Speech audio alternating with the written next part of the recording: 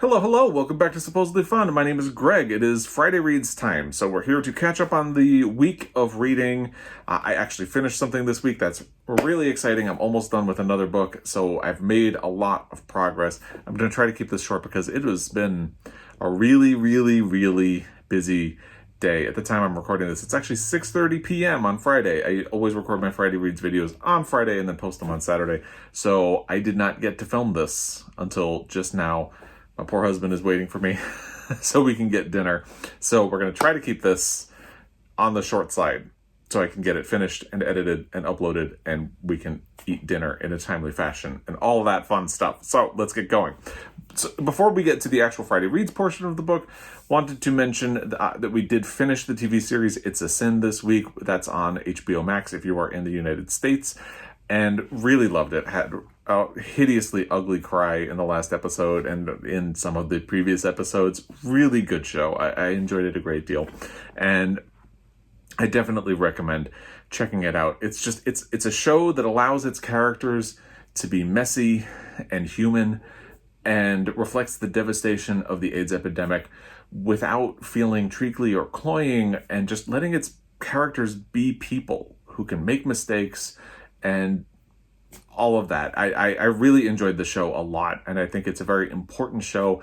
I really appreciated the perspective. So the first episode, I believe, is in 1981, and the last episode stretches into 1991. And one of the things I really appreciated about the show was that in that time span, it shows the changing attitudes, because in the first episode, you have a young group of gay men in London who are kind of partying and having fun, and there's a specter of AIDS around them, but they don't even know what it is. There's like references to gay cancer in New York. They don't even think it's in London at that time.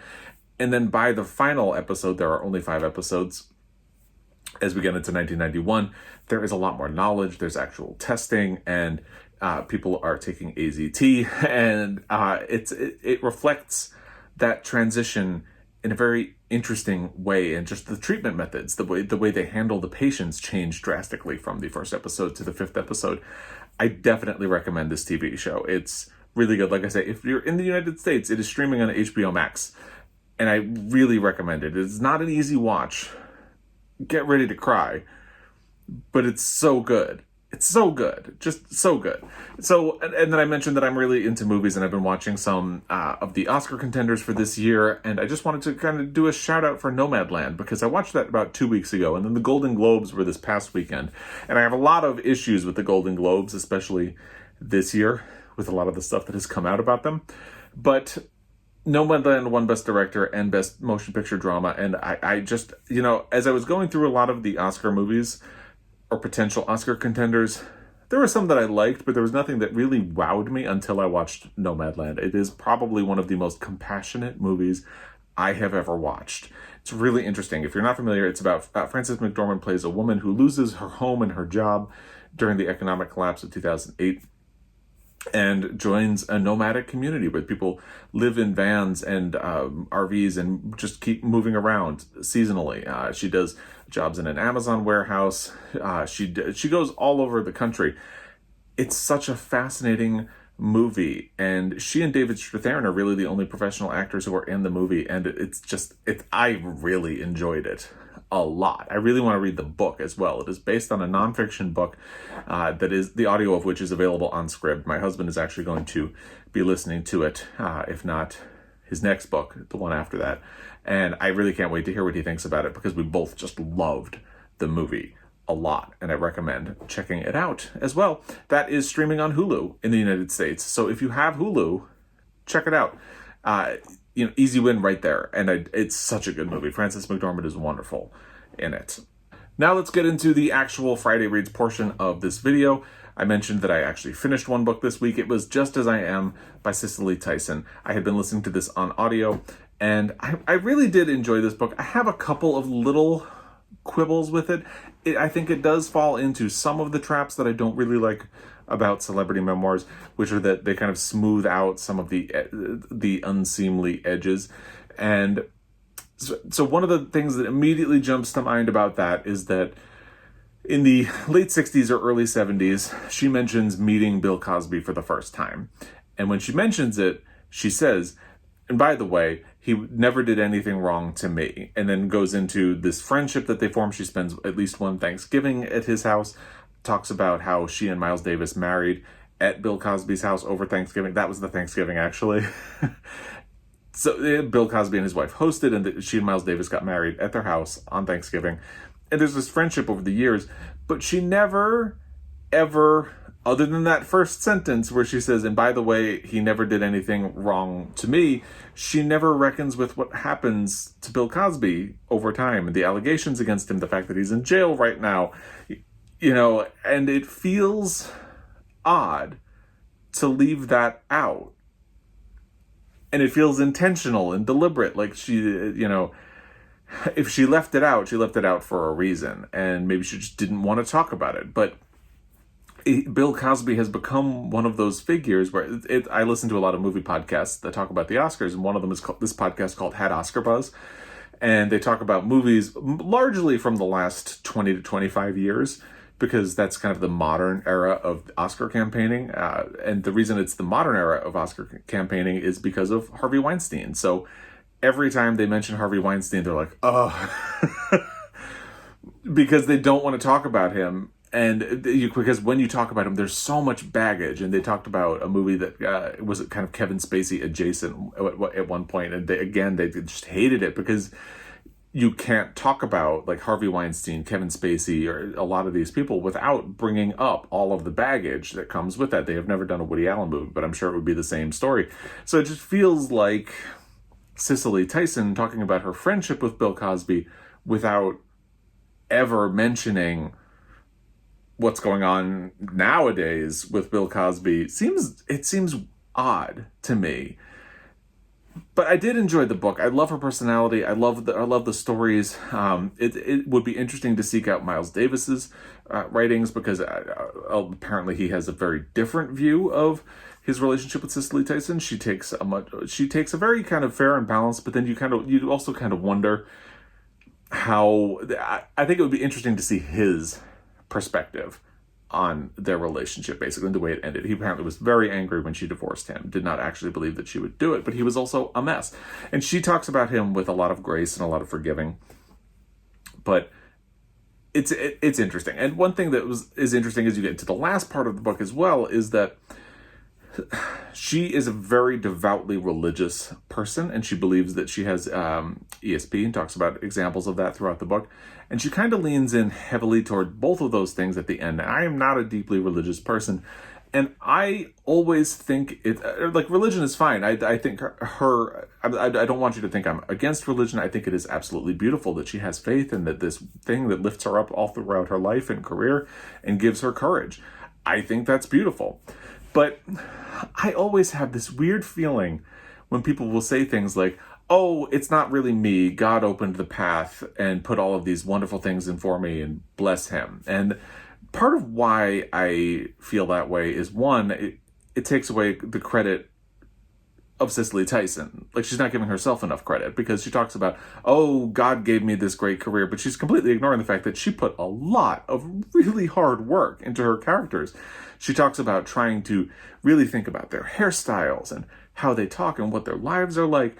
That's a lot of work on her part, and that's why she was a great actress, because she spent all that time and energy trying to be empathetic and understand her characters, and that's beautiful, and that's something that gave her the career. She's also very friendly and outgoing, and I think that gave her a lot of contacts within the industry who would occasionally reach out to her and offer her roles, and she credits God with that. But really, it's like, okay, but Tyler Perry calling you because you're Cicely Tyson and he wants you to be in a movie, that's kind of a business decision on his part too, if we want to be really cynical about it.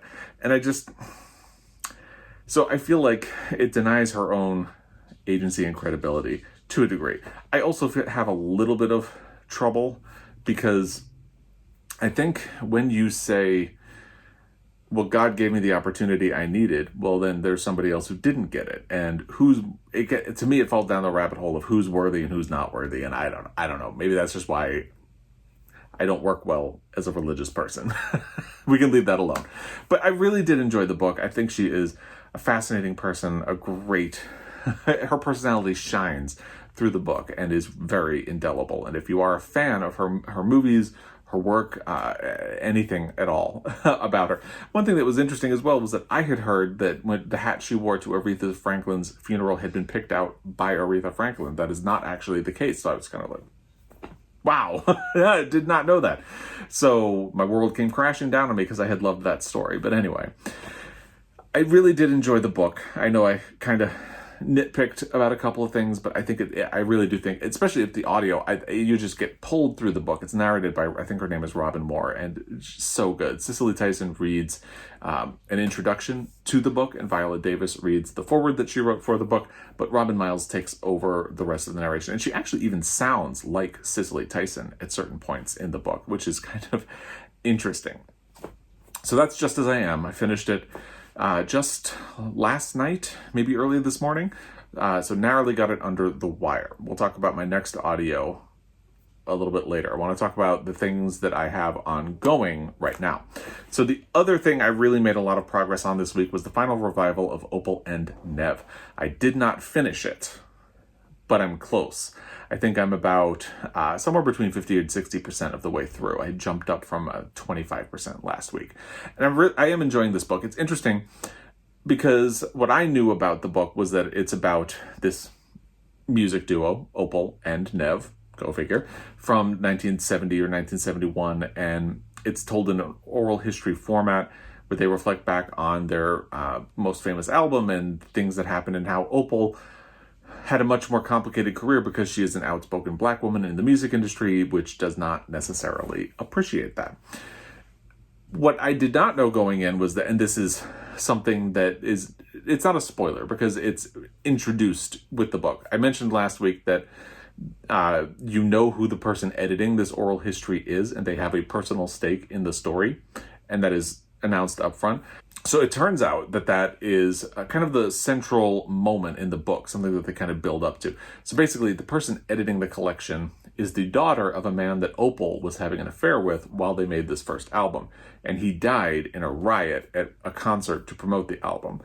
So I don't want to get to specifics about the riot. You know that going into the book. That is how it is introduced. The editor telling you, hey, this is my connection to the story. I want to unpack all of this stuff, and I'm going to finally get around to interviewing all of the people who were kind of involved to piece together what exactly happened.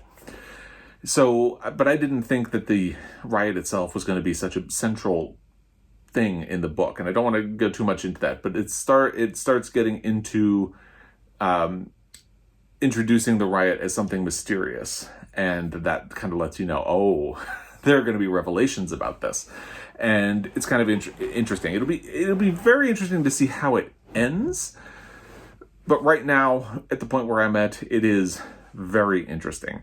I will say the editor in this book, so the book I compare it to is Daisy Jones and the Six. Easy comparison because it's an oral history that is about a music group in the 70s that makes basically one album and then breaks apart. That's not 100% the case in this book, but close enough. And I mentioned that at the end of Daisy Jones and the Six, it turns out that the person who has edited the collection is someone who has a personal connection, but it's done as a twist. In this one, you know it up front what it is, but because she's grappling with it and she's kind of in part of the story as well, there are moments that feel a little narratively forced. For instance, at one point when they start getting into the riot, what person editing it is the editor of a music magazine. So she sits down with a bunch of the writers for the music magazine to talk about what they know in this iconic photograph that was taken of the riot. And she's also wrestling with the idea of how to talk about it in a way that doesn't feel genuine. Like, that wouldn't be in the book at all. It's kind of like that conceit of an epistolary novel, a novel that is a letter, and the letter is ridiculously long and has a lot of dialogue and things that you wouldn't do if you were writing a letter. So it feels like this is supposed to be the book that she edits, but if you're editing a book, would you necessarily include you talking to the other people at your magazine about whether or not you should include something in the book? I don't know. It can be done, but it feels a little bit like a narrative. It's kind of like a forced point in the book. I'm still enjoying it a lot. This is something that is not actually released, by the way. I'm reading this on NetGalley. I believe it comes out March 30th, and I do recommend it. It was also one of the Book of the Month picks for this month, and so you can get early access to it if you are a member of that. But anyway, so I am enjoying that. Look forward to finishing it. I'm hoping I will be done with it by this weekend. In terms of this, I made some progress last weekend, but again, not a whole lot. I'm on page 117 out of 392. So again, I'm not going to say the name of this book. I'm just going to hold it up because I'm paranoid about language ever since one of my videos got flagged. It is what it is. You can see what it is. So I continue to really only deal with this in fits and bursts, and that's kind of the way I'm going to approach this. It's going to be a long-term thing that I will be getting through. So those are all of the things that I have finished, have currently read. Let's talk about what's coming up. So, if you follow along, you know, I really need to get into the BookTube prize. I am doing Fiction Group E. I'm a groupie. So, I've only read one book so far, and I really need to get going on that because by the end of March, they will be due. So, I've read Real Life by Brandon Taylor.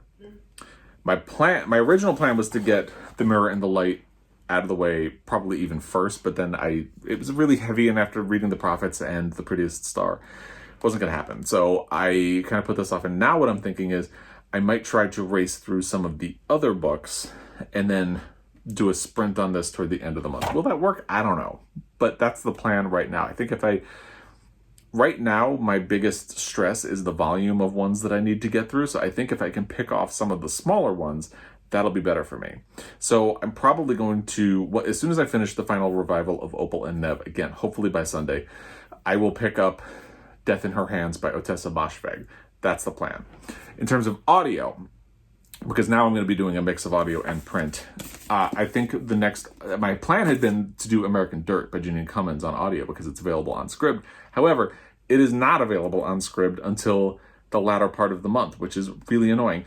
They kind of cycle through availability on things, and I had planned for this to be my next audiobook after I finished Just As I Am, and that's not going to work out that way because it's not available until March 17th. So, pause on this one. And I had been thinking I might do Luster by Raven Leilani in print form because I got a little bit of negative feedback on the audio, but I got to do what you got to do. This was available on audio on Scribd, so I started it this morning. I'm only, I think, 2% of the way in so far because, like I said, I was able to listen to a little bit this morning, like around breakfast, and then the rest of the day has been just mad, totally mad. So haven't gotten any further than that. But this is going to be the next one. So I'm about 2% in. We'll see how that goes. And once I'm finished with that, I don't think any of the others are available on audio. So I'm just going to have to hold until American Dirt becomes available again. And that will be 3, with counting Real Life, novels for the BookTube prize down. And then I just need to work on Death in Her Hands. And once that's out of the way, I can think about Utopia Avenue by David Mitchell and The Mirror and the Light by Hilary Mantel. It's going to be a lot, but who knows? Maybe it will be fun. We'll see how it goes. Like I said, my husband is waiting for dinner. So with that, I'm going to leave it to you. Kick it back to you. If you have feedback about any of these, thoughts about any of these, or anything I've talked about in this video, feedback, recommendations, whatever. If you, just put it in the comment section down below. You know how this works. And as always, I really appreciate your time. I will be back. Until next time, happy reading.